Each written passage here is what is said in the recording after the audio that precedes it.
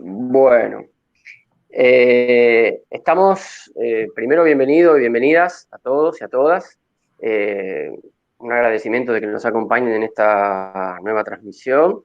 Vamos a charlar un poquito hoy sobre antropología aplicada y vamos a charlar con Tatiana Alexandra de la Cruz, antropóloga colombiana, que se dedica a trabajar lo que es antropología digital, antropología aplicada en esa área, integrante de Antropolab en Colombia, y ya hemos conversado alguna vez, ha formado parte de lo que fueron unas jornadas de antropología aplicada que hemos organizado junto también a otros colegas, y hoy vamos a charlar con ella sola en esta oportunidad para conocer un poco de su vida, cómo es que llegó a la antropología, y conocer también un poquito su trabajo. Así que, ¿Tatiana o Alexandra? ¿Cómo te dicen? Cualquiera Te de tengo las con los dos. dos nombres. Sí, sí, no te preocupes. Tatiana está bien o Alexandra, como te suene mejor. Bueno, bienvenida y gracias.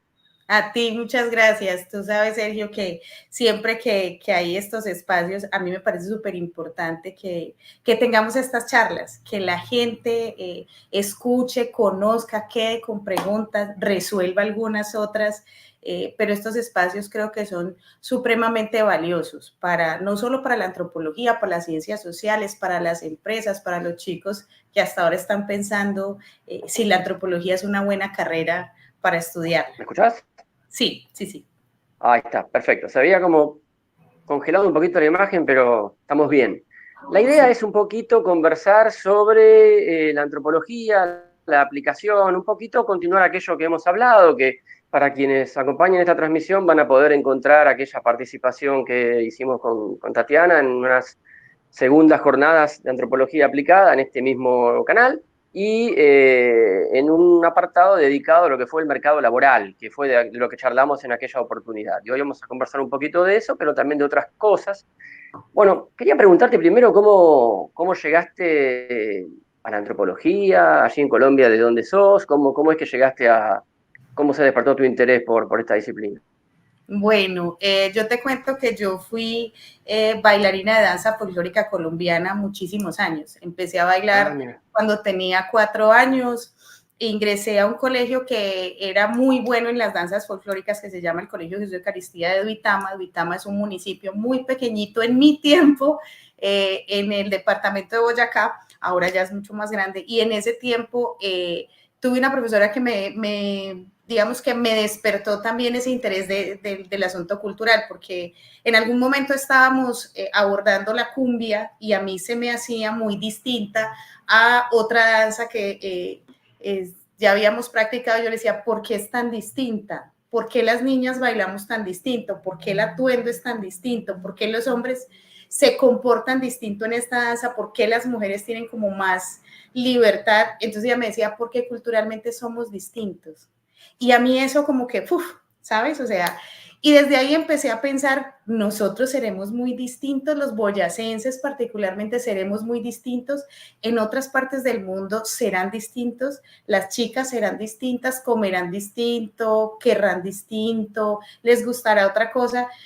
Y ya estando más grandecita y tratando de quedarme pues como en mi tierra, no funcionó y dije, bueno, me voy a ir a estudiar. Y mi hermana ya estudiaba aquí en Medellín, en la Universidad de Antioquia, y me dijo, bueno, ¿tú qué quieres hacer? ¿Qué te gusta? Entonces le dije yo, no, lo mío es la danza, la cultura. Me dijo, bueno, acá está la antropología, está sociología, está psicología, ve y miras qué te gusta y te presentas. Y así fue.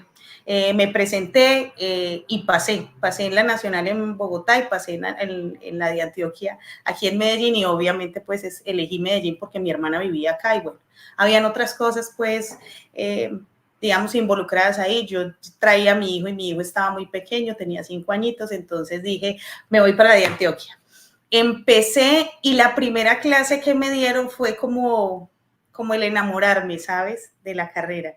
Tuve un profesor que respeto y quiero muchísimo y me dijo delante de todo el mundo, pues como el que pensó que las matemáticas eran más fáciles que la antropología está muy equivocado, porque las matemáticas requieren un rigor especial y la antropología requiere un rigor. nosotros aquí no venimos a hablar y a pensar si de pronto, nosotros venimos a estudiar realmente cómo es que nosotros somos y cómo es el otro. Y ya ahí yo dije, aquí me enamoré, o sea, ya. Y él hizo que me gustara. Luego tuve unos profesores fantásticos, brillantes, unos muy exigentes, con otros tuve como unos debates muy, muy interesantes y terminé siendo apasionada de la antropología.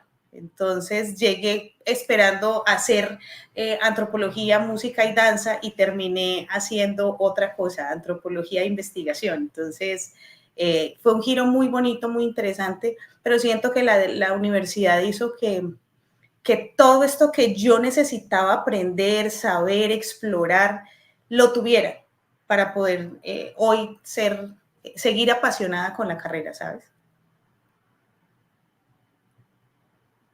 Y bueno, ¿cómo fueron esos primeros pasos en investigación, en Duro. antropología de por sí, ¿no? Duro, duro, duro, duro, porque en realidad, digamos que una niña que viene de un colegio donde la investigación no era digamos que el camino que toman todo el mundo, entonces digamos que tenía muy poca información de lo que era investigar, ¿sabes? Tenía la información que un niño de colegio tendría.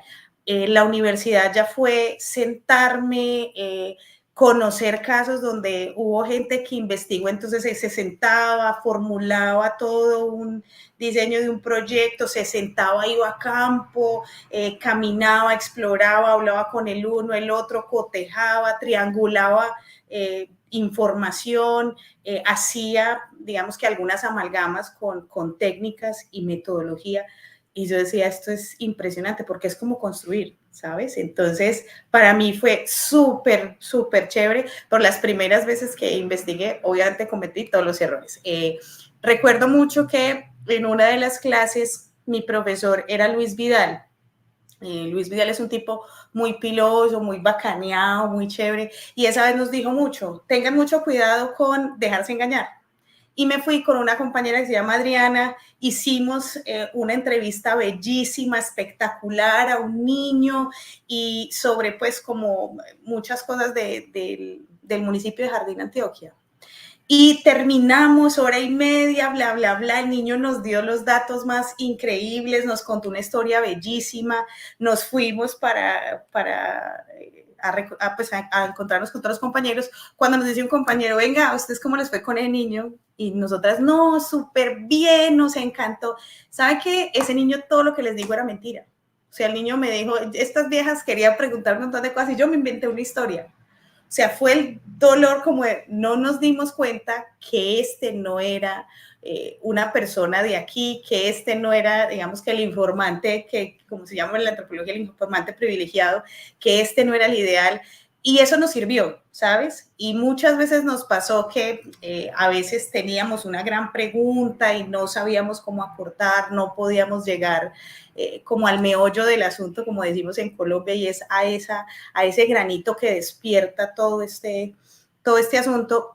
Y de eso aprendimos. Unos años más tarde, el OPAR, que era el Observatorio de Participación de la Universidad de Antioquia, y en ese tiempo estaba adscrito a Ingeniería, liderado por un amigo que quiero muchísimo que se llama Diego Castro, y trabajé también con dos antropólogas, Lina Barrientos y Diana Duque, brillantes ambas. Las tres, más Diego y más otros profesores, hicimos un proyecto para el BUPE, que es el Banco Universitario de Proyectos, y nos ganamos la licitación, digámoslo así, y terminamos haciendo un libro sobre los niveles de participación de los espacios extracurriculares de la Universidad de Antioquia, que fue toda una investigación cualitativa y cuantitativa, y de eso hay un libro, ¿cierto? Entonces nos lo publicaron, y ese día dije, definitivamente, a mí me gusta la investigación. Y una persona, un profesor que es magnífico en investigación, Wilson Chica, que realmente, digamos, en mi caso, tuvo muchísimo que ver con el hecho de que yo sea investigadora, porque él sí, o sea, todo lo que yo le preguntaba me regalaba más tiempo, se sentaba conmigo, me dejaba testear, había un asunto ahí muy bonito, entonces terminé, eso era la universidad, entonces imagínate lo que era como estudiante que tú tuvieras un libro con tus amigos donde hiciste algo que te gusta hacer y que rindió frutos. Luego hubo un 2.0 de ese proyecto y ya con los espacios extracurriculares políticos de la universidad, que la universidad es, digamos, fuerte en ese sentido. Entonces fue maravilloso. Y después de ahí los trabajos fueron en investigación más de tipo social y luego pues como con otras áreas como el marketing. ¿Y cómo fue eso, ese libro que hicieron? Contanos más o menos así como algo sobre el contenido en esos niveles de participación en espacios extracurriculares, qué vieron, qué observaron.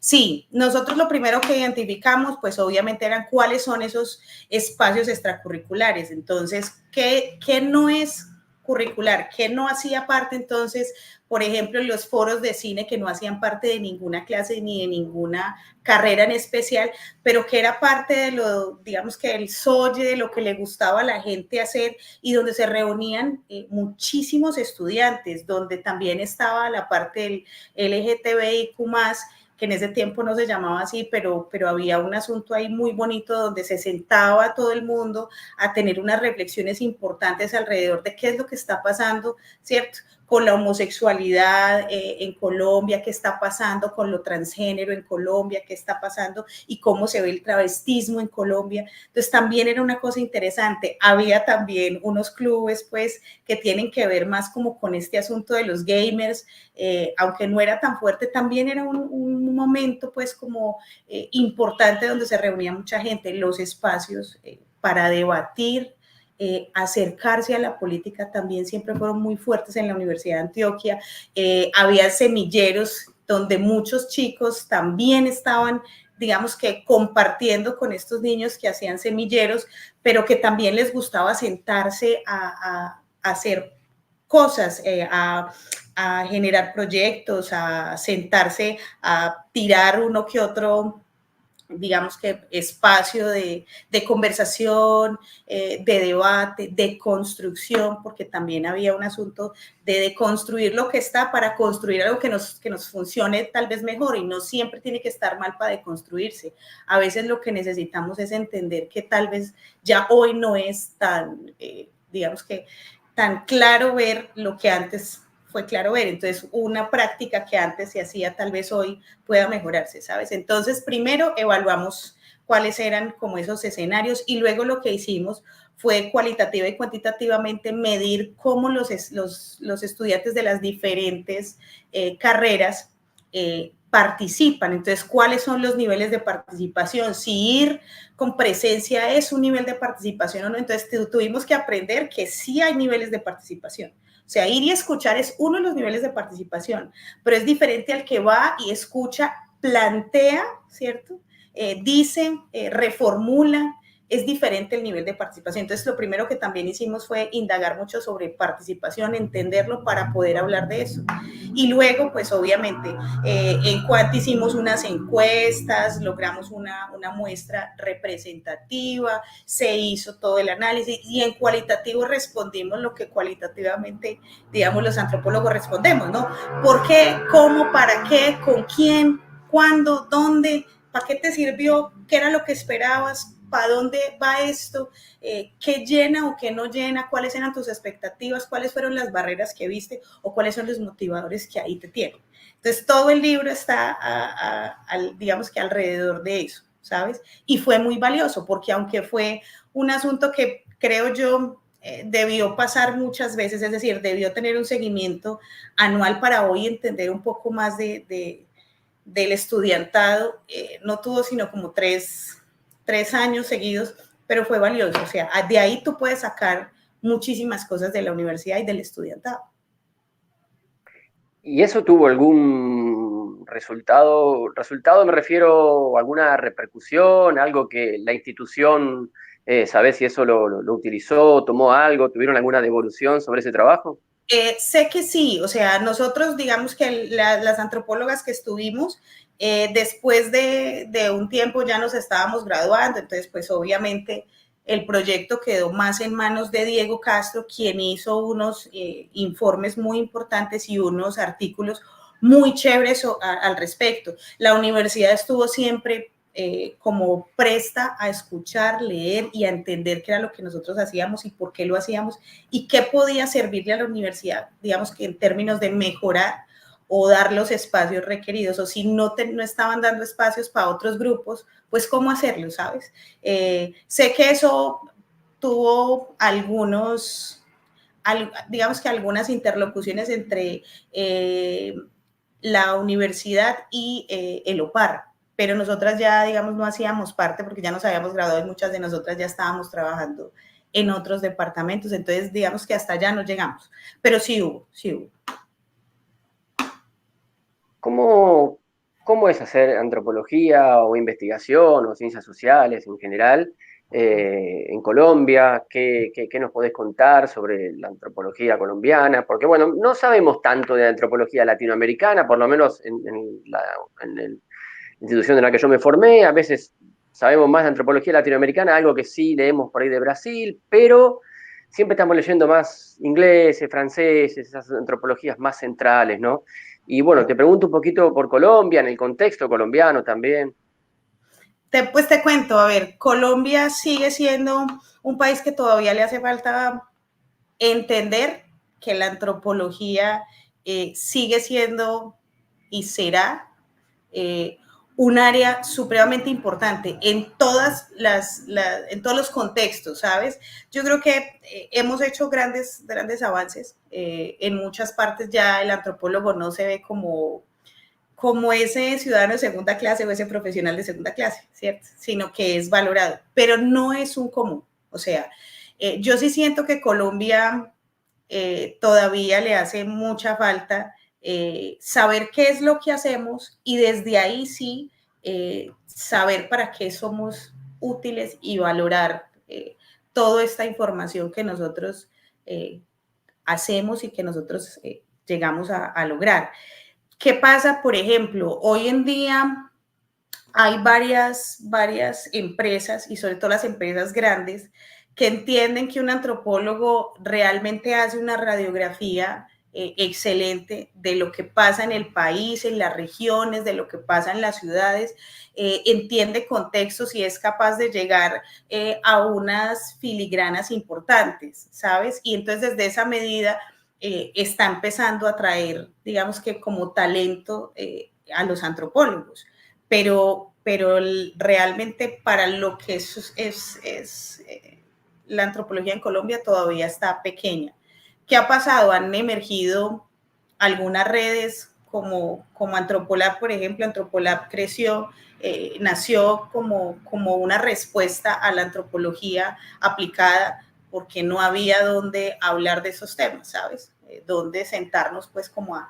Pero hay más redes también. Entonces, por ejemplo, ahora hay laboratorios también de investigación, hay laboratorios donde los antropólogos se sientan a idearse nuevas formas de investigar, nuevas formas de tener ese contacto con el otro y con lo otro. Entonces creo que vamos en buen camino, pero siento yo que nos falta. La pandemia nos ayudó mucho, hay que decirlo. O sea, la persona que hoy en ciencias sociales diga que la pandemia no dio un push importante, creo que no ha visto la radiografía real en el mundo de cómo las ciencias sociales en ese momento fueron las llamadas a identificar cómo o sea, el mundo entero se había impactado emocionalmente, físicamente, políticamente, económicamente.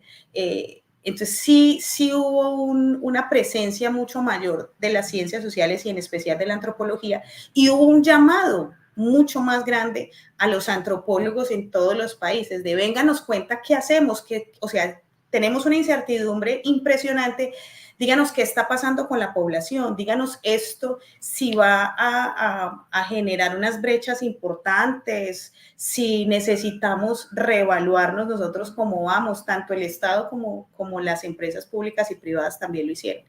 Entonces, digamos que hoy en día en Colombia estamos un poquito más aceleraditos a lo que veníamos, de ese trabajo de que la gente del común, las empresas y el Estado nos vean y vean en nosotros no un enemigo, sino unos profesionales que vamos a llevar información importante de la cual es fundamental para las decisiones trascendentales no solo del país, sino de muchísimos espacios de la vida común. Cuando vos decís que la pandemia le dio fue como una puerta que se abría también para las ciencias sociales, no utilizaste esa metáfora, pero sí que fue una especie de empujón. ¿Vos creés que eso, en términos de qué? En términos de poder realizarse producciones, investigaciones, artículos, trabajos de parte de las ciencias sociales, o que fueron consultadas por gobiernos, por instituciones y demás, como para saber, bueno, qué hacemos ahora con la población y llamados a hacer investigaciones para poder evaluar esos impactos? Yo creo que fue en las dos vías. Una, efectivamente lo que tú mencionas, muchos estados, mucha parte hubo como de consultoría, ¿cierto? O sea, llamar al antropólogo a decirle, bueno, ¿qué hacemos? ¿Cómo lo hacemos? ¿Qué está pasando? Cuéntenos para dónde vamos y usted cómo lo ve. Háganos una instantánea de lo que está pasando ahora.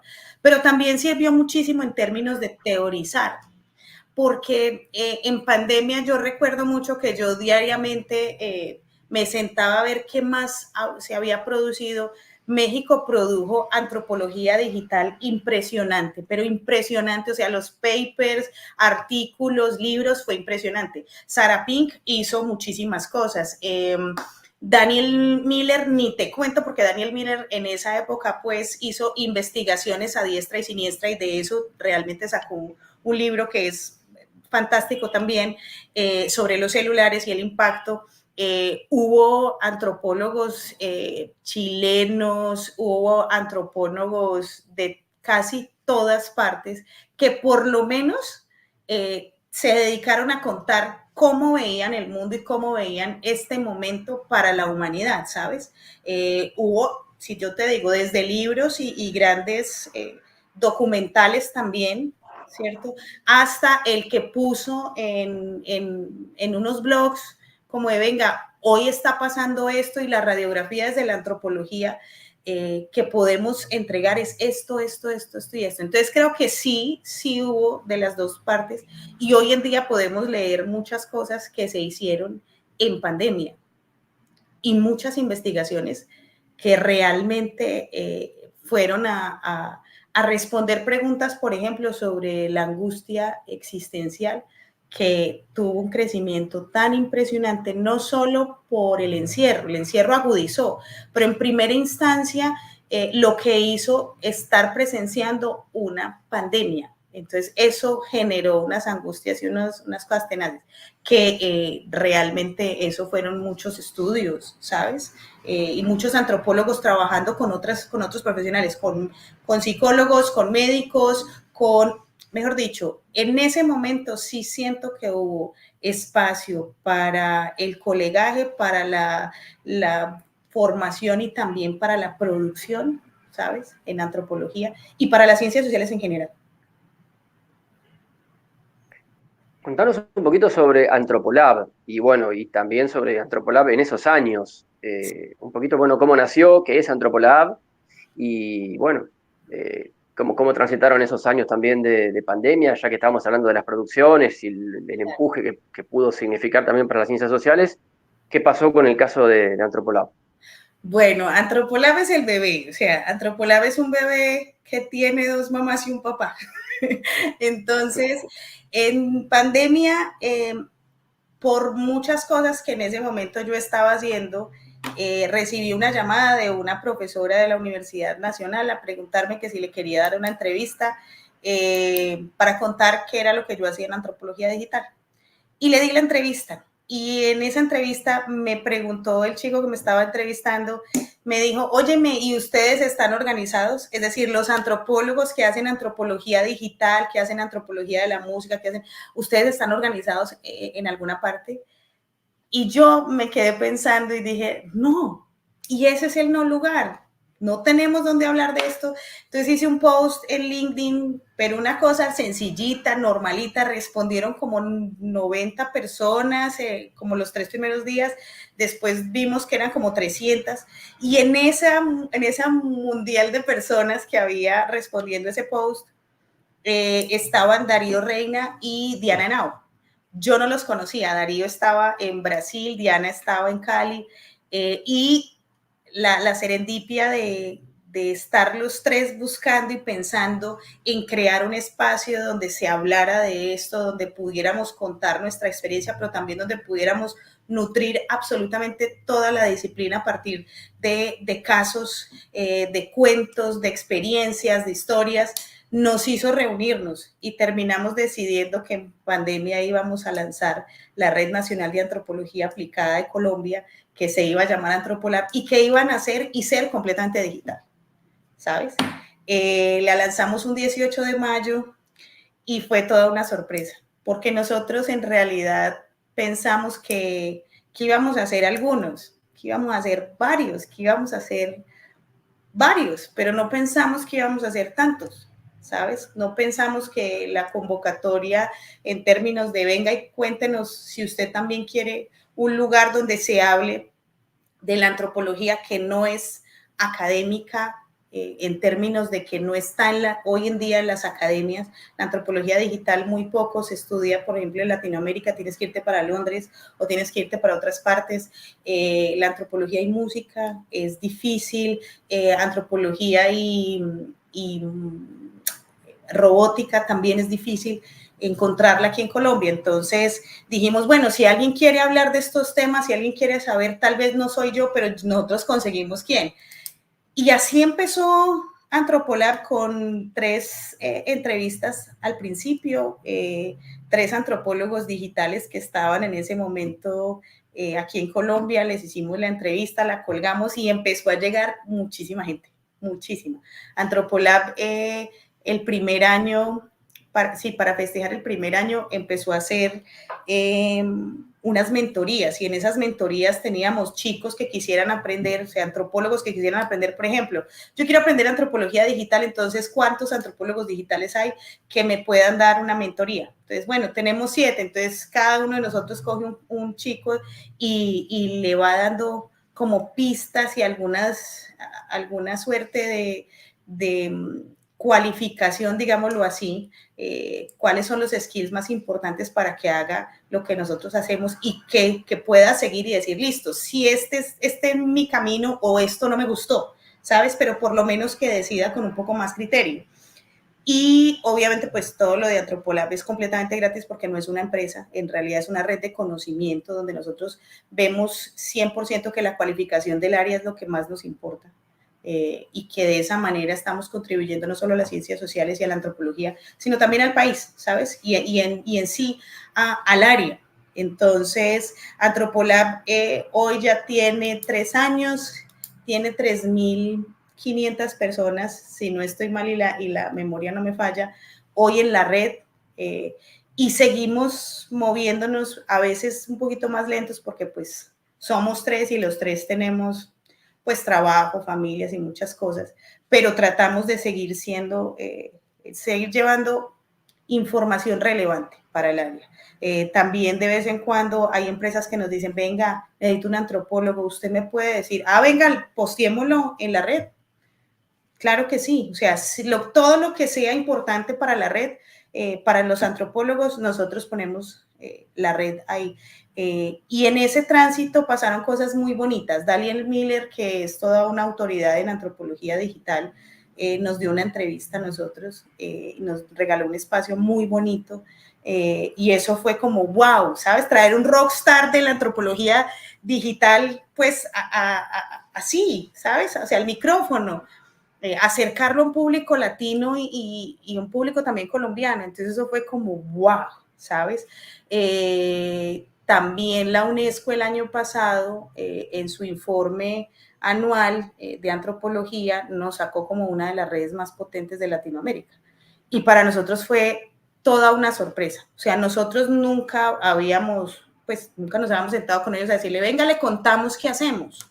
Venga y usted sáquenos que nosotros también hacemos muchas cosas, ¿no? O sea, eso salió como wow. Todos nosotros quedamos como, ¿es en serio? O sea, estamos en un reporte de la UNESCO y nosotros pues llevamos muy poquito, no tenemos un gran staff de marketing ni de nada, porque no hacemos ese tipo de cosas. Pero creo que eso es como un premio a lo que hacemos, y es llevar información relevante para el área, relevante para los antropólogos, relevante para las ciencias sociales, y que seguramente con los años esperamos nos siga yendo mejor. Ahí tienes Antrópola. ¿Y cómo podemos definir la antropología digital? Yo sé que no somos muy amigos de las definiciones acotadas y exactas, pero hablamos de antropología digital y uno dice, bueno, sí, más o menos sabemos de qué hablamos con lo digital, trabajan un poco con redes sociales, investigamos lo que se hace en redes sociales, escribimos sobre lo que vemos en las redes sociales, hacemos entrevistas digitales, etnografía digital. Bueno, en definitiva, cuando hablamos del campo de la antropología digital, ¿de qué estamos hablando?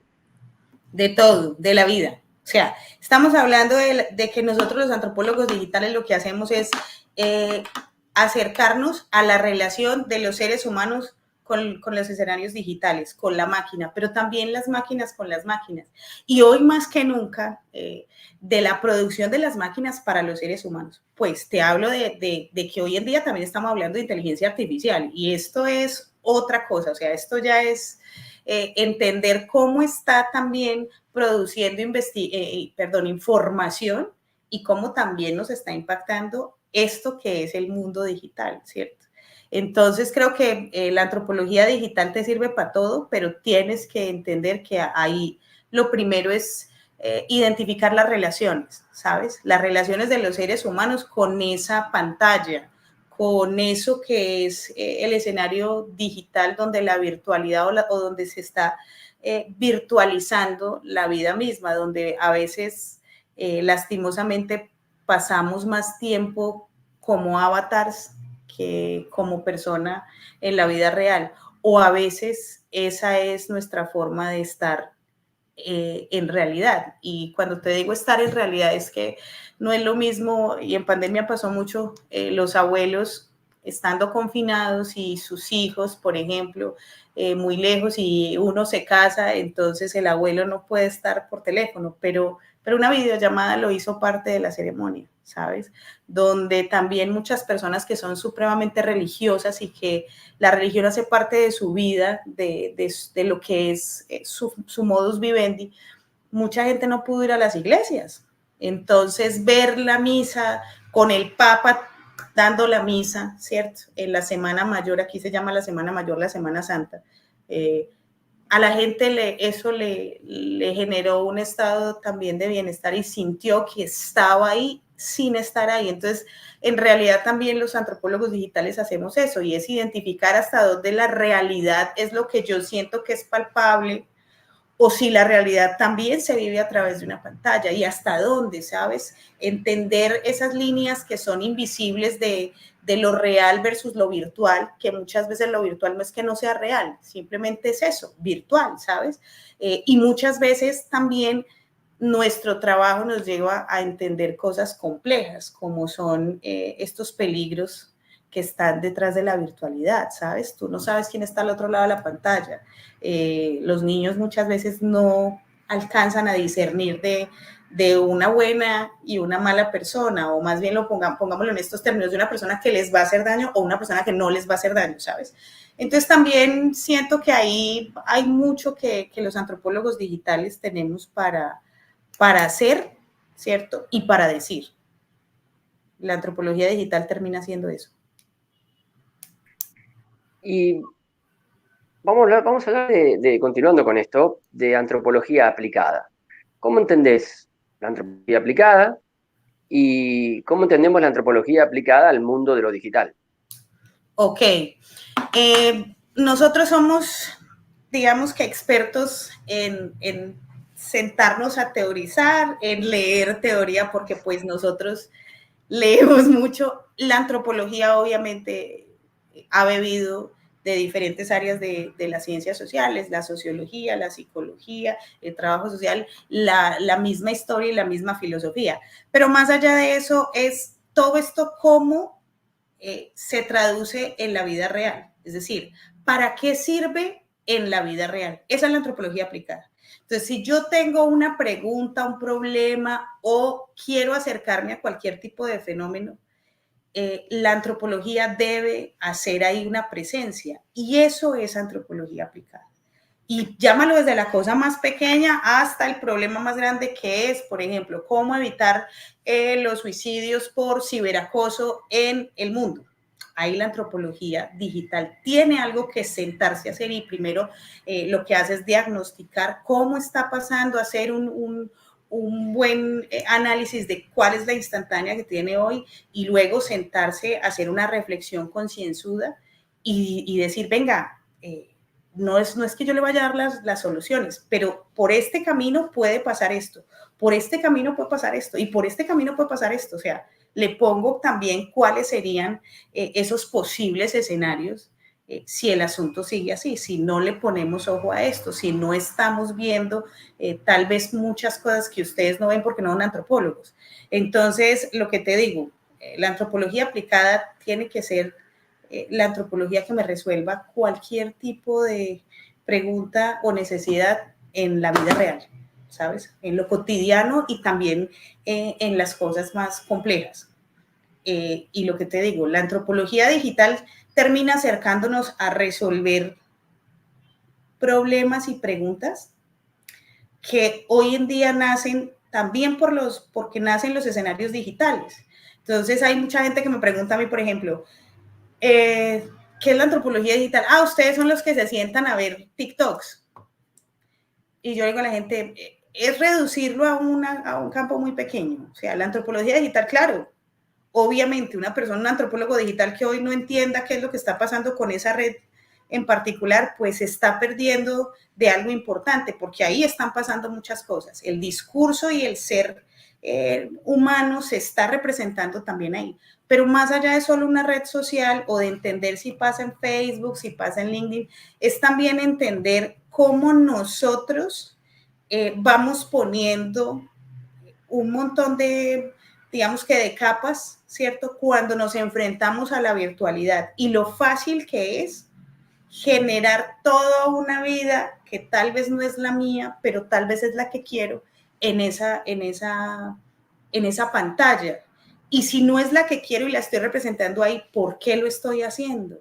No tengo otro camino, eso es lo aspiracional, eso es lo que realmente quiero mostrar, me da pena lo otro, siento rechazo por eso otro que tengo, o muchas veces es la única forma de ser quien soy, ¿sabes? Entonces es ahí donde los antropólogos lo que hacemos es eso, es identificar cómo este personaje que yo puedo tocar, el amigo que yo todos los días veo y abrazo y le digo, ¿cómo estás? ¿Cómo vas? Y me cuenta su vida, lo veo en Facebook y lo veo contando su vida amorosa a través de frases y de posts y de e-cards muy raras. Entonces es el que dice, lástima que no comprendiste por qué te amé tanto, y debajo le contesta un amigo, marica, deje de ser tan bobo. O sea, ya sabemos que se peleó con Marcela, y responde Marcela, ¿por qué no entendiste antes que una mujer vale más que no sé qué? Y empieza uno a darse cuenta ahí que, claro, todo lo que no puede a veces vomitar en su casa, y digo vomitar en el buen sentido, y es que nosotros todo el tiempo tenemos cosas que pensar, que debatir o que contar, y muchas veces el escenario no está en la vida real. Entonces, la red permitió eso, ¿sabes? Entonces, uno por ese lado también, pero también empezamos a identificar cómo grandes escenarios y espacios digitales también resuelven problemas. Hay personas que, digamos, una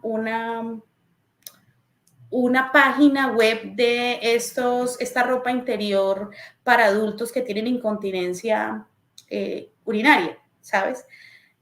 Hay gente que le da muchísima vergüenza, le da mucha pena, y fuera de eso siente un dolor inmenso siendo una persona, entre comillas, que se considera muy joven y que tiene un problema físico como ese, un problema de salud como ese. Entonces prefieren no ir a la farmacia. Y esa página le resolvió eso, ¿sabes? O sea, esa página le resuelve el poder comprar algo que necesita por salud, ¿cierto? Y también porque lo necesita para sentirse mucho mejor comprarlo por una página virtual. Hay muchas personas que terminaron en pandemia pidiendo sus alimentos por WhatsApp a la tienda más cercana porque no podían salir, y después de pandemia siguieron pidiéndolo, y ni siquiera era el asunto de pereza o de que no pudieran salir, sino que terminaron haciendo un lazo de amistad y de reconocimiento de su territorio más inmediato, que es el barrio, con esos WhatsApp. Entonces ya ahora es Pepito, ¿qué hubo? ¿Cómo estás? Lo de siempre, porfa. Así puedan bajar, pero es su forma de saludar al vecino, que es el tendero, y que en pandemia pudieron hablar mucho y quieren seguir teniendo esa relación de amistad, ¿sabes? Mucha gente también le es muy complejo hoy en día tener pareja. Y la solución a esa soledad, al sentirse solo o a ese querer construir una relación con alguien, se da también a través de escenarios digitales. No voy a hablar solo del Tinder o del Grindr, no, a través de un chat, a través de, lo conocí en un congreso y entonces le mandé un correo y bueno, luego me dio su WhatsApp y entonces ya empezamos a hablar. O lo vi en tal parte y el LinkedIn vi su perfil y bueno, me pareció interesante, lo llamé para trabajar, pero terminamos pues hablando más de la vida y bueno, ¿cierto? También hay unos asuntos ahí importantes, y es que el entorno digital nos ha permitido también prototipar, entre comillas, el futuro, teniendo muchas menos equivocaciones en la vida real. Entonces te hablo, por ejemplo, hoy en día es mucho más fácil a veces hacer pruebas de laboratorio, ¿cierto? Con IA para ver todas lo que puede salir mal antes de hacerlo en el laboratorio y perder de pronto una vida o perder, ¿cierto? Entonces digamos que ahí también hay unas cosas que uno tiene que empezar a identificar hasta dónde también nos permite muchas otras cosas, ¿sabes? O sea, nos permite avanzar un poco o por lo menos no darnos unas temporalidades tan largas. Hoy en día tú puedes sentarte a escribir un libro de algo que te guste y ponerlo a la venta sin necesidad de un intermediario grandísimo como es una gran firma de una librería o bueno, ¿cierto? Eso también tiene sus ventajas. Habrá gente que esa es su manera de expresarse, ¿sabes? Hay gente que nunca pudo acceder a ciertas cosas, pero por medio de las pantallas termina aprendiendo a tocar guitarra, que siempre le dijeron que era muy malo. Tengo un amigo que en realidad es así, es un gran médico y entonces en su familia siempre le dijeron que no, la guitarra no. O sea, haz algo que sea productivo, la guitarra no es productiva, pero años después, entonces aprendió con clases, o sea, tutoriales de YouTube, y sigue siendo un gran médico, sigue haciendo lo que le gusta desde la medicina, pero esa pasión que tenía por la guitarra, pues ya la pudo desarrollar, ¿sí me entiendes? Y lo hizo en su casa y lo hizo a su tiempo y a su medida. Entonces te digo, la antropología digital termina viendo todas esas cosas y también termina viendo ese peligro que también puede haber cuando no sé quién está detrás. Ese peligro que también puede haber cuando me roban una cuenta. Ese peligro que también puede haber cuando yo siento que tengo una confianza suficiente con el otro que nunca he visto y tal vez intercambio información sensible y el otro tal vez no es quien dice ser, ¿sabes? Entonces también nosotros tenemos ahí mucho que identificar, qué hacer y qué decir.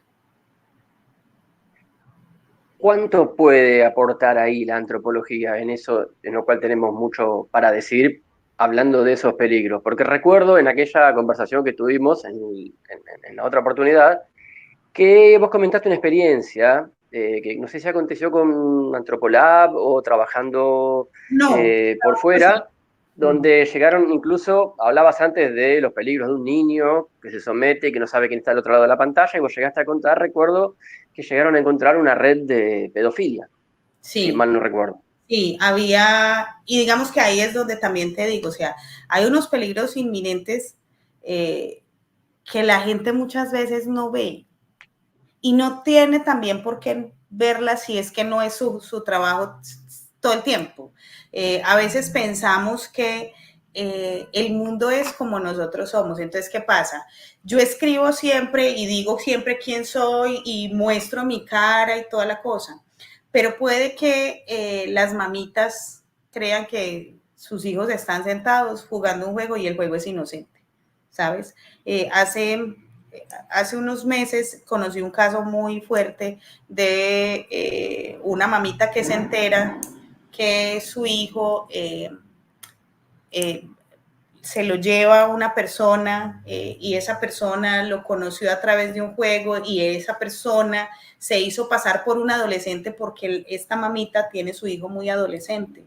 Entonces, esta persona se hizo pasar por un adolescente y entonces ven, nos vemos en tal parte, jugamos juntos en línea y toda la cosa, ponía fotos supuestamente de él muy, muy adolescente, hablaron de cosas, hubo una empatía que sintió ese adolescente con ese otro que estaba detrás de la pantalla, que hizo que le diera confianza, ¿sabes? O sea, yo veo que tenemos como los mismos gustos, las mismas angustias, hablamos de lo mismo, nos molesta también muchísimo el colegio y tantas tareas y tantas cosas, y el otro te dice, sí, ¿y qué me dices de matemáticas? Es súper fastidioso y no he encontrado cómo deshacerme del trinomio cuadrado perfecto, y este le dice sí, y empiezan esas conversaciones donde se nos hace familiar, ¿cierto? Donde se nos hace allegado, donde me entiende, ¿cierto? Donde tengo estas conversaciones que a veces no tengo con mamá porque mamá está ocupada o papá está ocupado, o porque me dicen lo que no quiero escuchar y es,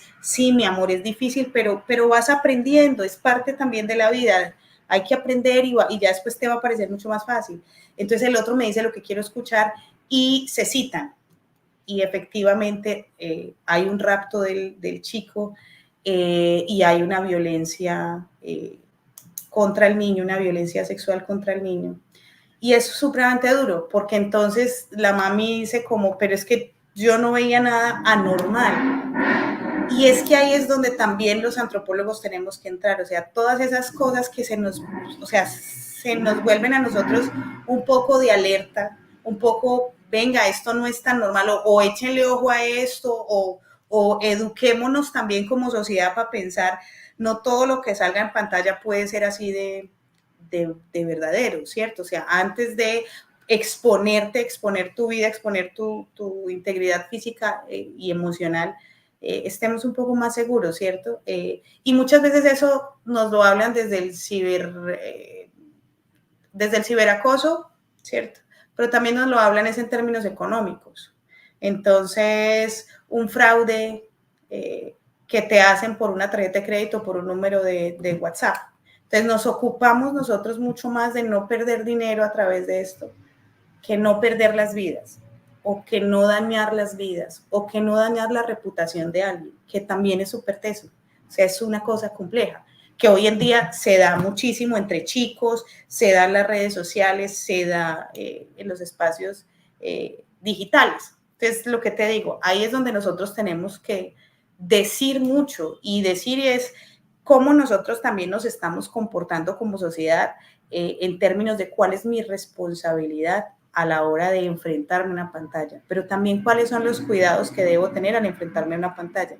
Y sumado a eso, cuáles son los cuidados y las normatividades que deben tener los estados para cuidarme o para legislar alrededor de eso, para castigar los actos que se están llevando a cabo que puedan violentarnos a nosotros. Entonces, desde ahí, todo lo que tenemos que decir los antropólogos es demasiado, ¿sabes? Y súmale a eso, cómo nosotros podemos también empezar a identificar, digamos que prospectivamente, qué puede pasar si a eso no le ponemos hoy estudios reales hechos por ciencias sociales, por antropología. Entonces, tenemos todo que decir, tenemos todo que aportar, y sobre todo creo yo que no es solo que lo podamos hacer, es un asunto de responsabilidad, es decir, lo debemos hacer, ¿sabes? O sea, es nuestra responsabilidad porque somos las personas y profesionales llamados a identificar, entender y llevar este tipo de alertas. Venga, planteémonos esto, venga, hablemos de esto, creemos espacios donde se hable esto. En relación a los peligros y también llevándolo a lo que hablábamos hace un ratito con lo que fue el momento, la época de la pandemia, eh, pienso en lo digital y la proliferación de, bueno, de ciertos espacios políticos que, a ver, en su momento, recuerdo cuando salieron las vacunas, nos reíamos de quienes aparecían en alguna manifestación por la calle diciendo a mí no me vacunen porque me van a inyectar el virus del marxismo, que es lo que contienen las vacunas. Y todos lo tomábamos a risa. Claro. Pero cuando uno empieza a analizar un poco mirando hacia atrás, por el espejo retrovisor y hacer un pequeño análisis, empezamos a ver que eso, las negaciones como que el cambio climático es un invento de no sé quién, y que casualmente empiezan a aparecer personajes políticos que empiezan a juntar lo de las vacunas y el marxismo y la negación del cambio climático, y todo eso de lo que aquello nos reíamos, que por supuesto no nació en pandemia, pero que sí han encontrado un hueco en lo digital para hablar de una manera, llegar de una manera y provocar un impacto que no sé si se nos escapó de las manos, lo pongo como pregunta.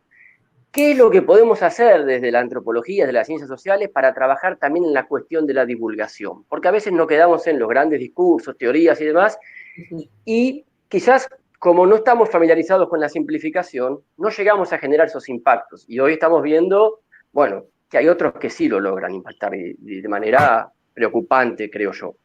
Sí, sí, sí. Una de las cosas que tú acabas de decir, siento yo que es parte de lo que yo pienso que se debe hacer y es bajemos un poco los discursos y dejémonos tanto de teorizar. No estoy diciendo que no se deba hacer, efectivamente sí es importante, pero todavía es mucho más importante llevar a la praxis todo esto que pensamos, que hacemos, porque si no nos quedamos pensando cómo resolver lo del 2020 y cuando llegamos al 2030, ay, ya sé cómo resolver el 2020.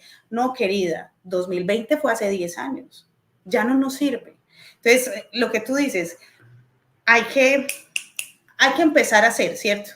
Lo otro que decías es cierto, o sea, la democratización de información que tuvo no solo la red, o sea, no solo la Internet como red de acercarnos a cualquier tipo de información, sino lo que mencionas, la pandemia hizo que esta democratización de la información también fuera un llamado a cuenta lo que tú quieras, di lo que tú quieras, porque no hay un rasero, no hay un filtro, no hay una cosa que te diga esto es un fake news o esto no está, o sea, no hay un asiento teórico frente a esto, o sea, cualquier persona puede salir a decir cualquier pendejada, como cualquier persona también puede salir a decir una verdad eh, absurda o alguien puede decir una verdad incómoda también, ¿sabes? Entonces, ¿qué tenemos ahí? Digamos, ¿cuál es nuestra responsabilidad? En primera instancia es lo que yo te decía,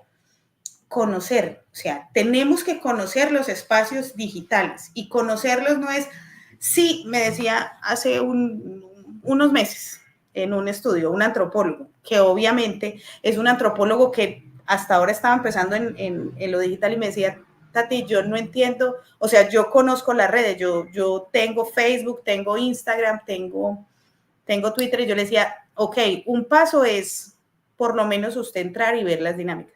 Pero conocerlas está más allá y conocerlas implica que yo entienda ontogénicamente para qué fueron creadas. Instagram y Facebook no fueron creados para lo mismo. Sus discursos son distintos, visualmente son distintos, me permiten otras cosas, sus herramientas son distintas. Y desde ahí yo tengo que entender para qué es cada red, para que yo pueda discernir, entender y realmente sacar de ahí un diagnóstico, porque yo no puedo ir a decir que en Facebook está pasando esto, esto y esto, y voy y lo miro con la misma lupa que miraría Instagram, no, porque son dos cosas distintas. Y te lo planteo, digamos que suavecito, como lo planteo a mis estudiantes, ¿sabes? A mis estudiantes yo les digo mucho, la misma persona, Tatiana, ¿cierto? Tatiana fue a bautizar al sobrino de toda la vida. Entonces, en Facebook, ¿qué voy a hacer? ¿Cómo cuento yo ese evento en Facebook? Entonces pongo 37 fotos, 40 fotos, ¿cierto? Y un video. Y entonces hago casi 2 páginas completas donde cuento que Juan Jacobo, hermoso, cumplió 5 años y que entonces la familia se reunió a bautizarlo porque nosotros somos una familia que tenemos el bautizo como parte de nuestro ritual, ¿cierto? Y en Instagram, el mismo bautizo que pongo, 4 foticos, el pastel divino, el niño precioso, una así súper linda de la capilla, hashtag amor de familia, hashtag bautizo, hashtag Juan Jacobo te amo, hashtag no sé qué, y listo. Y voy y pongo lo mismo en Twitter, y en Twitter digo, @pasteles y más. Muy lindo el pastel, pero en realidad la crema tienen que cambiar. Hashtag bautizos y hashtag pastel dañado, ¿cierto? Además porque no me permite sino 140 caracteres, ¿cierto? Y la misma lo voy a poner en TikTok porque le tengo un TikTok al niño. Entonces pongo @Juan Jacobo. Y lo que hago es un trend de una canción muy famosa que ni siquiera entiendo, ¿cierto?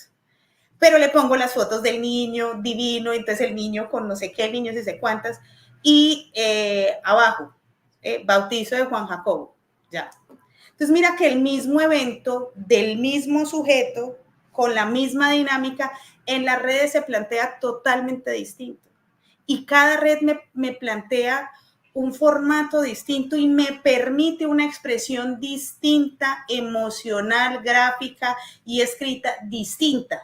Y si yo como antropólogo digital no lo entiendo, no entiendo esa diferencia, nunca voy a poder llegar realmente a hacer un diagnóstico de lo que pasa en cada red o de lo que está pasando en conjunto en las redes, ¿sabes?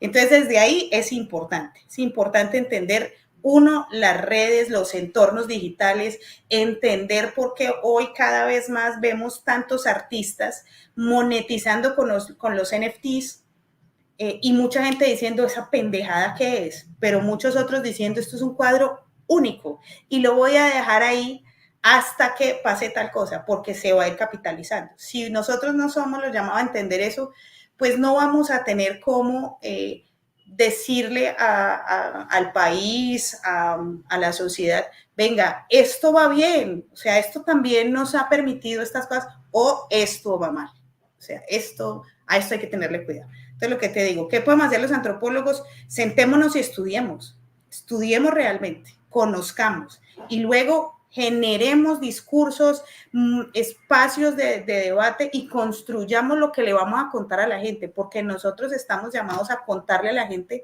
qué es lo que sale de esa visión antropológica que tenemos y cómo nosotros desde esa visión vamos a aportar a la sociedad. Si no, no vamos a hacer nada. Hace un ratito hablaste de la inteligencia artificial y era algo que yo también tenía pensado conversar hoy. ¿Qué decir de la inteligencia artificial? La inteligencia artificial, 2 puntos, ¿qué sigue? ¿Cuáles son los desafíos, Hay una los dicotomía. peligros? Eso. ¿Qué es lo que pensar? ¿Qué viene para la antropología? Sí, yo siento que con la IA hay una dicotomía, ¿sabes? O sea, la IA tiene como las dos caras, ¿sabes? Y una cara es lo que la gente está viendo ahora y es todos esos desafíos y peligros, entre comillas, en el ámbito laboral, que es lo que hoy en día más tú haces, por ejemplo, un rastreo de social listening sobre IA, que es un rastreo de qué es lo que la gente hoy en día está hablando en las redes sociales, cuáles son los tópicos conversacionales. Y el primero que sale grandísimo es sobre el trabajo. La gente tiene una angustia impresionante y hablo de la gente desde todos los estratos socioeconómicos, ¿cierto?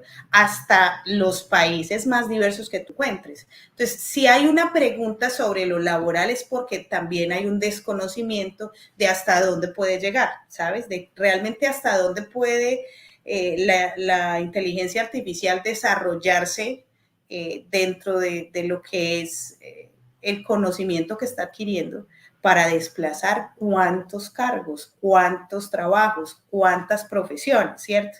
Entonces, ahí hay un asunto que siento yo es importante entender. Segundo, evaluar. Y tercero, enfrentar, ¿sabes? Y hablo de enfrentar, no de enfrentar de manera bélica, sino enfrentar es reaccionar a eso que nosotros vemos. Y es, si tú ves que hoy en día la IA puede reemplazar algo que tú estés haciendo, porque es algo de pronto mecánico, pues asúmelo. Sí, tal vez es mecánico, pero lo que no van a reemplazar es el proceso y el procesamiento que tengo yo. Entonces, bueno, ¿hasta dónde realmente va a reemplazar la inteligencia artificial? O sea, está bien que imita un procesamiento humano, ¿cierto? Sofía ya lo hace. Sofía la robot tiene conversaciones complejas, ¿cierto? Con cierto grado de complejidad. Pero no es del todo humana, obviamente, y ahí hay unos presupuestos distintos. La psicología es muy franca al decir dos personas en el mismo escenario que han vivido las mismas cosas no son idénticas y no toman las mismas decisiones, ni tienen los mismos. Entonces, obviamente hay un asunto que me hace a mí, digamos que Tatiana, que no me hace Carolina, que no me hace. Y desde ahí también nosotros tenemos que empezar a identificar qué es lo que nos hace a nosotros imprescindibles o cuál es el valor que tengo yo a la hora de estar con mi familia, de ser pareja, pero también de trabajar, ¿sabes? Entonces, por ese lado, una cosa que es lo que te digo, o sea, el riesgo y las problemáticas. Fuera de eso, súmale que hay también una fracción de la población que le da el todo de verdad a la inteligencia artificial. Entonces, ¿qué está pasando? Que hoy en día yo estoy viendo alumnos míos que están presentando trabajos hechos con inteligencia artificial y hechos con ChatGPT. Entonces, ¿qué está pasando? ¿Sabes? O sea, entonces ahí es donde decimos, el riesgo es que puede que no decanten todos los conocimientos que posteriormente les van a servir para discernir sobre problemas complejizantes, ¿sabes? O sea, sobre cosas un poco más multidimensionales, digámoslo así, ¿cierto? Multifactoriales. Pero también hay que entender y es, ¿será que el ChatGPT soluciona problemas que tal vez nosotros no habíamos entendido que no son tan importantes y que tal vez le demos importancia a otra cosa? Entonces te hablo, por ejemplo, la gente dice mucho sobre la ortografía, ¿no? O sea, escribimos mal y no sé qué, y bueno, y si lo pasó por el ChatGPT y el ChatGPT le hizo todas las correcciones gramaticales y todo, pero en realidad la idea es la verdadera, y ese chico que está haciendo acortar ese tiempo de estudiar eso, lo está usando para hacer de su pasión una profesión. Puede que sí. Hay un chico que, por ejemplo, nunca pudo estudiar inglés y no tiene los recursos y bueno, se mete y hace su curso de inglés con ChatGPT y él mismo va testeando. Entonces, en realidad, ahí también hay unos cuestionamientos importantes y es la gente, yo recuerdo mucho lo que te decía a ti hace un tiempo, y es, recuerdo mucho hace unos 8 o 10 años que yo empecé con la idea de hacer antropología digital y fui a varias universidades y bueno, ¿qué me decían? Eso nunca va a pasar. Eso no es antropología, eso no va a pasar. Etnografías digitales, eso no sirve, eso nadie te lo va a comprar, eso no se hace.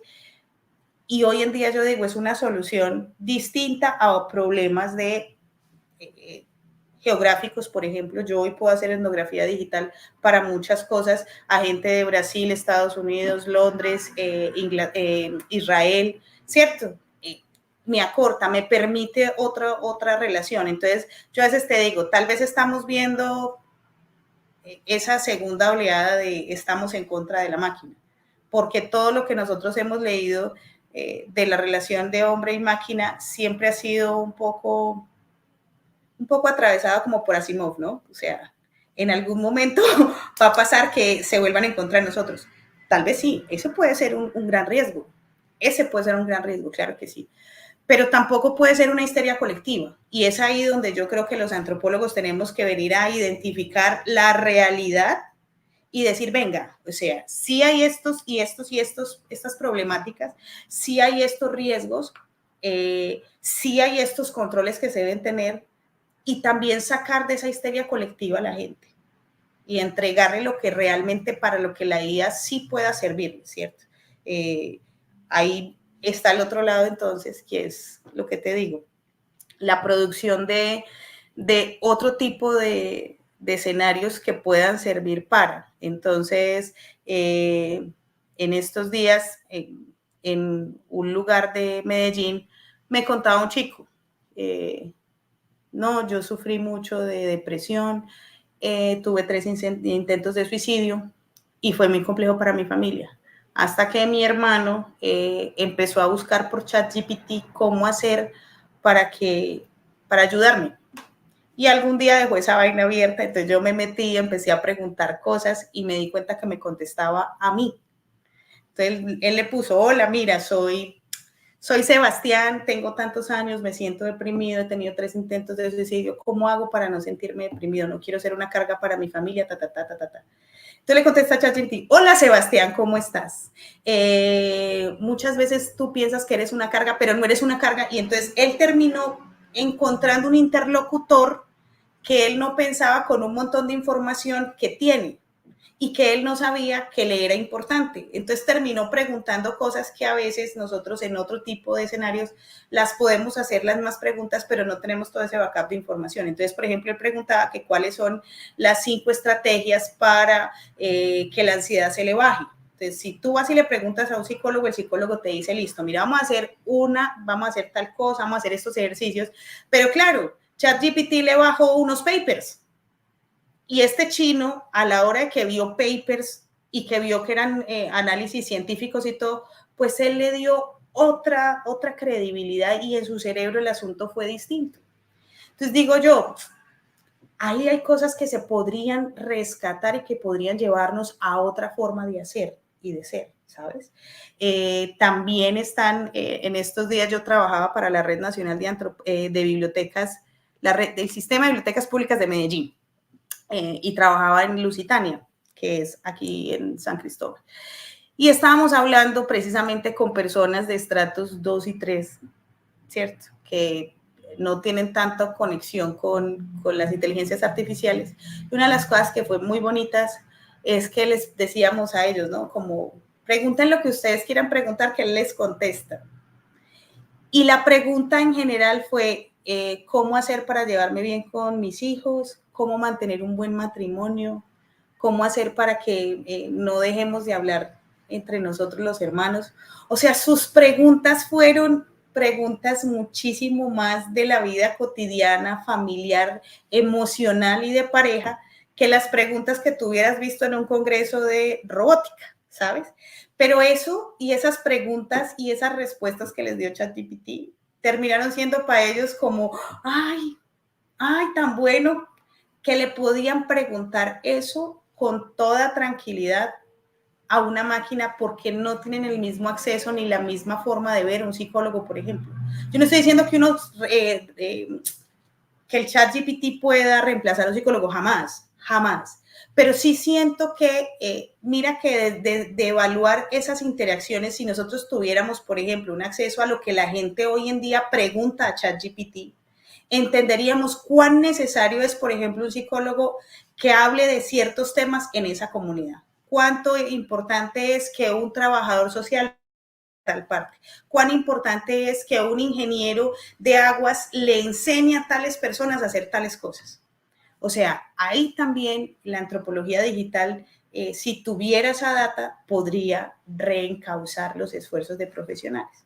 Entonces, lo que yo te digo, o sea, la inteligencia artificial para mí hoy en día es desconcertante en términos de que tenemos muy poca información, o sea, realmente de lo que es el monstruo, y digo monstruo por lo inmenso, ¿cierto? De la inteligencia artificial para poder decantar y decir, ojo con estas cosas, o sea, ojo con que el fraude, yo en realidad no sé cuántos profesionales se habrán graduado con trabajos de grado hechos por ChatGPT, porque hace unos años eso ni siquiera estaba en el radar de los docentes. Hoy en día nosotros pasamos los trabajos pues como por una app y la app nos dice si eso tiene riesgos de haber sido escrito por una inteligencia artificial. Pero si no, pues seguramente muchos, ¿sabes? Y ahí siento que hay un riesgo. O sea, ahí yo digo, no sé cuántos profesionales realmente salgan así. Pero también pienso, esto se está haciendo hace muchos años. O sea, en todos los lugares tú encuentras gente que pagó a otro profesional para que le haga su trabajo de grado.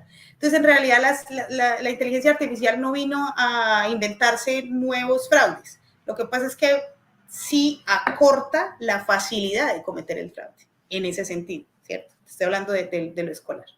Y seguramente de muchas cosas. Entonces, siento yo que hoy en día uno de los grandes debes que tiene la antropología digital es educarse al respecto de la inteligencia artificial, de los escenarios digitales impactados con la inteligencia artificial, y desde ahí que nosotros tengamos unas charlas reales, ¿cierto? Concienzudas sobre cuál es el impacto de la inteligencia artificial en la vida cotidiana de los sujetos, de los países, de los entornos, pero también hacia dónde vamos, o sea, cuál es el cambio de mindset que vamos a tener, porque hoy en día es claro que mucha gente ya está pensando que nosotros vamos a terminar como cyborgs, ¿sabes?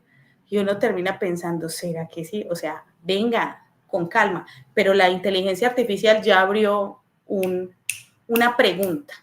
Y en ese sentido, las ciencias sociales y sobre todo la antropología debe venir a contestar hasta dónde realmente está impactando. ¿Y hay esos debates en la comunidad antropológica? ¿Se están dando esas discusiones? Yo siento que sí, pero volvemos a lo mismo, o sea, tenemos, o sea, con la información que tenemos tratamos de generar esos debates, pero siento que no tenemos tanta información, ¿sabes? Y obviamente, digamos que la academia un poco más tradicionalista no se mete a hacer esos estudios. Entonces, lo estamos haciendo los que no estamos tanto en la academia, entonces trabajamos, estudiamos, hacemos y el tiempo que nos queda, ¿cierto? Es para esa pasión o ese amante que termina siendo el estudio de la IA. Entonces vamos a congresos, vamos aquí, vamos allá, luego nos sentamos, hablamos con el uno, nos sentamos y hacemos este tipo de cosas. Venga, yo vi que, no sé, vi que hace poco hubo un encuentro de artistas con IA y no sé qué, y me di cuenta de esta cosa. ¿Ustedes qué piensan? Pero siento que evidentemente sí se está haciendo, pero a escalas todavía pequeñas. No, nos falta como que ese matrimonio entre lo que es realmente la IA y la comprensión desde la antropología se dé. ¿Dónde, dónde queda el papel de la etnografía dentro de lo digital? La etnografía como, lo hablábamos antes de comenzar a grabar, la etnografía como lo que te exigen, lo que tenés que presentar para realizar una tesis de grado, por ejemplo, una tesis de doctorado, lo que fuera, tenés que hacer un trabajo donde demuestres una producción de conocimiento a través de la aplicación de un trabajo etnográfico. Eso casi que es la definición de la antropología. Pero resulta que etnografía pueden hacer sociólogos, profesionales de la comunicación, de otras ciencias sociales, trabajadores sociales, en fin, muchos pueden hacer etnografía. Después quizás entramos a discutir un poco cuál es el enfoque que dará uno y que dará el otro. Entonces la pregunta es si ahora con lo digital la etnografía comienza a quedar un poco como ya no la vedette de la película. Sí. Mira, yo creo que con el asunto digital han pasado como dos cosas con la antropología, ¿cierto? Una es que evidentemente la antropología se reevalúa y se reevalúa como tú dices, como la vedette de la película y termina siendo una buena protagonista y una buena protagonista que sirvió en el campo real, ¿sabes?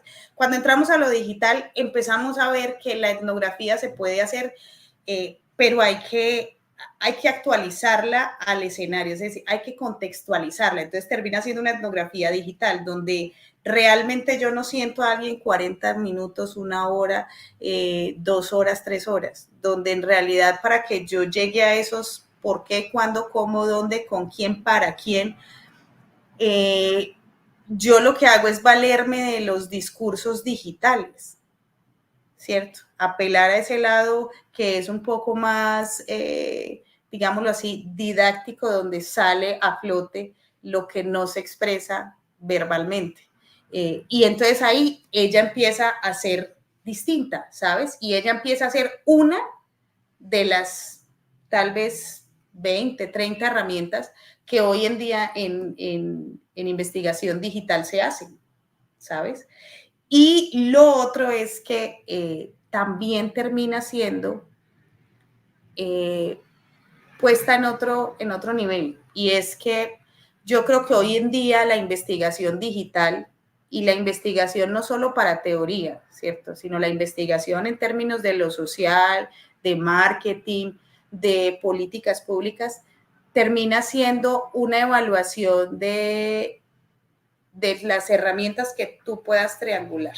Es decir, el social listening ya es una de las herramientas que más información nos puede develar, ¿sabes? ¿De qué? De eso que se habla, de la calle, entre comillas, de lo que dice la gente a toda hora, de lo que suelta, de lo que ese día con la pasión lo contó, pero también con la ira lo dijo, pero también con la resistencia lo dijo, ¿cierto? Una esa, y esa no hay que desconocerla.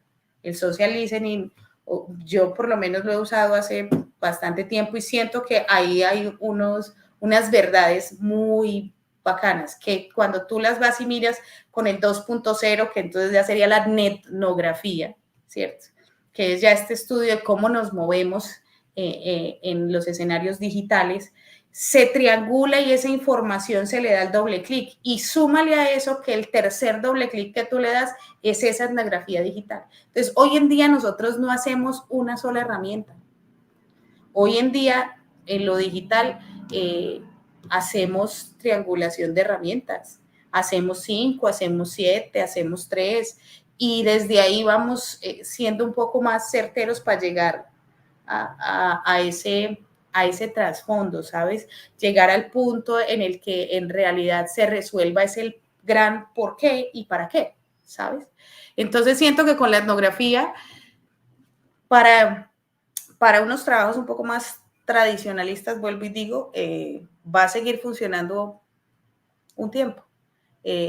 Pero creo que si nosotros queremos enfrentarnos a la instantánea de hoy, tenemos que hacerlo con herramientas del hoy, porque no podemos seguir pensando que vamos a seguir evaluando fenómenos actuales con herramientas que tal vez no tenían todo este contexto que hoy tenemos, ¿sabes? Entonces siento que hoy las herramientas también tienen que estar a la altura de lo que estamos viviendo en términos de realidad virtual y de esta otra realidad que es la que nosotros pues hemos condenado a la real, ¿cierto?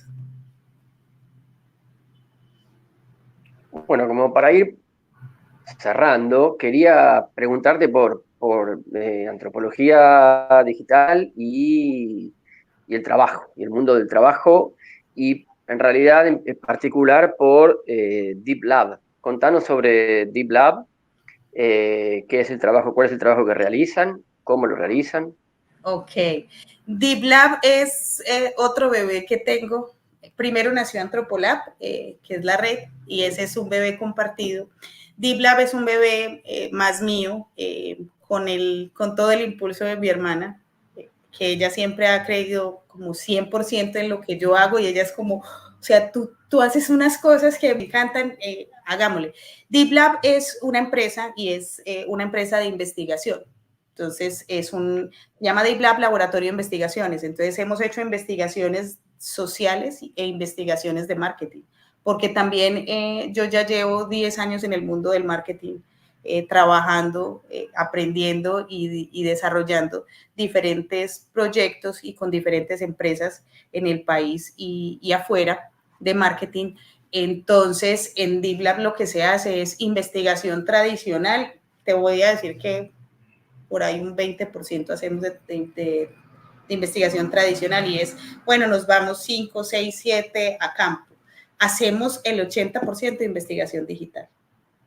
Y te hablo de, hacemos social listening, hacemos investigación de espacios digitales, hacemos etnografías digitales, hacemos netnografía, hacemos unos journeys impresionantes, pues como de diferentes redes sociales, hacemos mapeo de movimientos de las redes sociales, hacemos testing también de cierto tipo de conceptos o hacemos testing también de, digamos que de campañas publicitarias, de productos, pero también, por ejemplo, de intencionalidad o de algún tipo de imaginario colectivo que pueda estar funcionando alrededor de una temática. Puede ser social, puede ser económica, puede ser política. Entonces lo que hacemos es eso, investigación en todos los niveles, pero estamos más enfocados en lo digital, porque obviamente lo que te digo, o sea, siento que hoy más que nunca las redes después de la pandemia son un escenario donde la gente termina poniendo muchas cosas ahí. Y es un escenario muy rico en eso, en esas opiniones, en esos imaginarios, en esas percepciones. Y desde ahí estamos trabajando. Deep Lab lleva 2 añitos. 2 añitos lleva Deep Lab. Yo, digamos que al principio fue más como yo con el equipo. Hoy en día ya, porque tengo otros trabajos y porque en realidad estoy haciendo también otras cosas, entonces estoy dirigiendo, pero el equipo es el que hace todo, o sea, nada sería como posible sin ellos. Muchos de ellos han sido, de alguna manera, y sin sonar como, bueno, han sido como orientados y acompañados por mí en ese aprender a ser antropólogos digitales, ¿sabes? Porque obviamente, pues, para que tú trabajes con alguien en el tema digital, tienes que saber que es muy bueno. Entonces, hay unos que no eran tan buenos, pero entonces yo decía como, venga, yo les voy a explicar y les voy a enseñar todo lo que yo sé. ¿Listo? Y de ahí en adelante, todo lo que ustedes, pues, quieran y les dé para hacerlo, hablemoslo y lo vamos haciendo. Entonces tenemos un laboratorio chévere donde algunos de ellos han terminado haciendo unas estrategias muy chéveres de investigación digital, que de verdad yo digo, wow, o sea, tienen mucho futuro, son muy inteligentes. Entonces, digamos que yo lo dirijo más desde afuera ahora, pero hacemos todo tipo de investigación. Ahora sí, la última, y si después te quedó algo que no te haya preguntado y que te parezca que hay que decir, después lo podés mencionar al cierre. Eh, Acá en una antropología de la praxis nos interesa también mucho, no le escapamos, bueno, nos dedicamos a lo social, entonces es casi una redundancia decir que nos interesa el mundo de lo social, lo político, y quería preguntarte, bueno, ¿cuál es el análisis que haces sobre la situación en Colombia? ¿Cómo ves a Colombia hoy, a un año de un cambio que hubo con la asunción de Gustavo Petro, que fue un cambio a lo que venía aconteciendo anteriormente? ¿Cuál es la situación colombiana, la realidad de Colombia hoy, según tu mirada? Me pones en una situación súper compleja, pero bueno, voy a tratar de ser muy, muy atinada, porque obviamente, digamos, sigue siendo un tema complejo en Colombia. Para nadie es un secreto que Colombia lleva muchísimos años siendo un país donde a veces hablar de política significa ponerte en riesgo, ¿sabes? Estar de un lado o del otro, cualquiera que sea. Siento que hoy en día hemos pasado en Colombia digamos que de una visión un poco extremista, ¿cierto? De o es derecha o es izquierda, a una posición de en ambos bandos hay cosas que se están haciendo y no están funcionando, ¿cierto? Y desde otro lado también siento que mucha gente también está viendo que desde la presidencia hay cosas que se rescatan, ¿sabes? Hay cambios importantes, hay lugar para muchas cosas importantes que se han hecho, pero también, lo que te digo, somos un país supremamente emocional. Y en esa medida te digo que muchas veces siento yo que somos un país un poco joven, un poco inmaduro, un poco adolescente, porque o amamos mucho o lo contrario es que odiamos mucho. Entonces pasamos de un reconozco que hay cosas buenas a un show pues muy fuerte con el hijo del presidente y todo lo que pasó y todo lo que fue como este asunto muy, muy complejo de su hijo, de la malversación de fondos, de una novela un poco rosa también, eh, a, a impactar eso desde la visión política. Entonces también es complejo, ¿sabes? O sea, yo siento que el país está en un, se debate este tipo me parece que ha hecho como algunas cosas, pero sigue siendo de izquierda y mire que dijeron que la izquierda sí no era corrupta y mire ese hijo y no sé qué. Entonces termina la gente entendiendo que el asunto en la política no solo están bandos, o sea, la encarnación de la verdad absoluta no está en los extremos de ninguna, y siento que ahí el país tiene que aprender, pero también siento que en términos de qué se ha logrado, se puede hablar de que el primer periodo, pues el primer año ha sido un poco, digamos que un poco fuerte, pero tiene una lectura positiva en términos de el agro, el campo, el abrir también escenarios para la conversación, ¿sabes? Siento que ahí hay cosas rescatables. No me atrevería a decir que está bien o mal en este momento porque es su primer año y usualmente los 2 primeros años terminas solucionando cositas en su mayoría que dejó el mandatario o el pasado, ¿sabes? Y en ese te queda muy poquito espacio para hacer lo que realmente propusiste que ibas a hacer. Entonces, en el primer año se ha hecho un poco de cosas, creo que todavía no dicen de la capacidad que pueda tener de realmente cumplir como esa gran promesa de valor que tuvo con Colombia Petro, y era que en realidad íbamos a pasar de sobrevivir a lo que ellos llamaron vivir sabroso. Yo espero de verdad que el asunto le permita demostrar que se puede generar unos espacios donde mejore la calidad de vida. Entonces creo que a los 2 años y medio empieza uno a ver más claramente cómo el país realmente va en manos del actual presidente. Antes creo que es más pensar en lo que le tocó solucionar de otras cosas. Y muchas veces el país no entiende eso, ¿sabes? ¿Por qué te digo? Porque somos muy emocionales. Entonces, en esa emocionalidad es como, no, y entonces el dólar, no, y entonces esto no es de ahorita. O sea, esto no fue un problema que trajo Petro. Esto es una cosa que se ha venido dando y es un asunto que no compete solo a Colombia, sino a mercados internacionales también, a otros aspectos socioeconómicos y políticos que van mucho más allá. Pero espero que de aquí a 2 años y medio yo te pueda decir, sabes que ya no sobrevivimos, estamos empezando el camino a vivir por lo menos, a vivir, ¿sabes? Y no a sobrevivir. Ese es como lo que yo espero. Bueno, yo te agradezco mucho por la entrevista. Tuvimos un pequeño corte recién en el medio de conexión, pero algo retomamos ahí en el final. Y Pero fue ahora justo al final, pero todo el resto de la entrevista quedó perfecta. Así que te agradezco muchísimo. a ti, Sergio.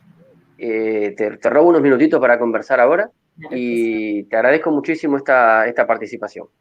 Claro que sí, a todos los que nos vieron, nos escucharon, muchas gracias. Si les gusta y les apasiona el tema de la antropología, síganos también en las redes, yo creo que las dejas tú ahí también para que nos conversen y nos pregunten también como de qué quieren que hablemos desde la red o desde nosotros. Muchas gracias a todos y Sergio, un gustazo como siempre. Muchísimas gracias.